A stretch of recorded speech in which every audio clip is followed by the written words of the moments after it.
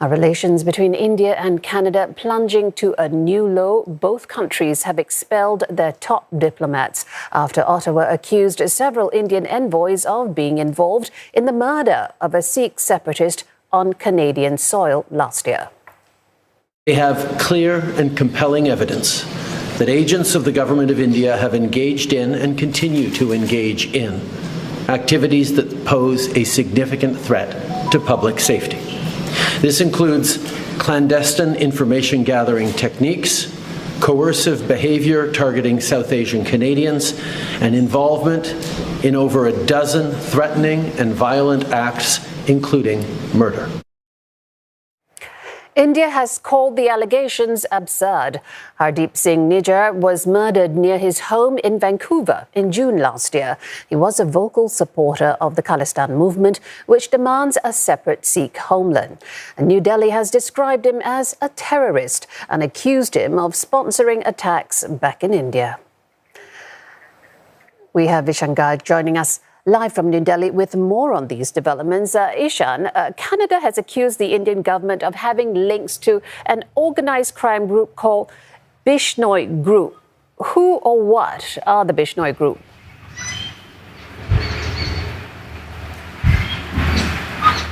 Well, the Bishnoi Group have been described as a transnational organization of criminals who engage in a variety of criminal activities, all the way from murder, extortion, money laundering, etc. The man who supposedly heads this organization is a man called Lawrence Bishnoi, who is currently being held in a jail in the Gujarat state in western India. And the law officials say that this is a man who is notorious for being able to run his criminal syndicate from his jail cell, and there have been several allegations leveled against him that he is in close contact with his operatives across the world, but particularly in Canada, where he is believed to be in touch with many Indian expatriates. Now, Canada's allegations are that Indian government officials have been in touch with the Bishnoi Group, and they have used this group to allegedly carry out hits on Canadian soil.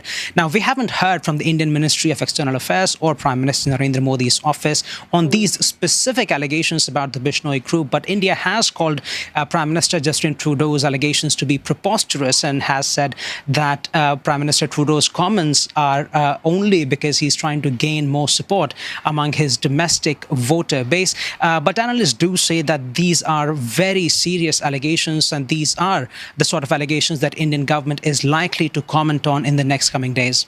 Yeah, and he'll have to do that because Indian Prime Minister Modi is indeed facing increasing domestic pressure at home in the wake of those allegations, including from the opposition. What have they been saying?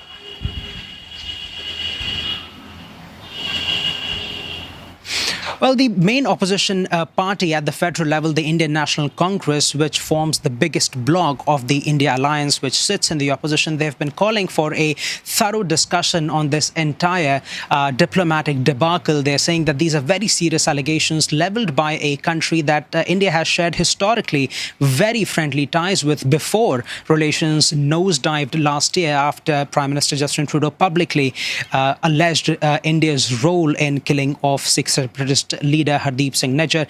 And now the Congress party is saying that the Indian government should consult all parties, the opposition parties as well, before formulating a response. And they the government should let the opposition parties know how the government is going to respond to these allegations. And this comes particularly because foreign policy is one of those very rare areas where the Indian government and the opposition parties, irrespective of which party is in power, they've been on the same page on multiple foreign related issues. But this seems to be the allegations and the magnitude of them seems to be building pressure on Prime Minister Narendra Modi's government.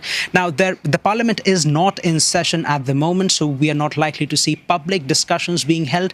But analysts are saying that as the pressure builds, it's likely that the Prime Minister's office could brief the opposition parties, and there is every expectation that the diplomatic tussle between India and Canada could potentially continue to grow in the next few days.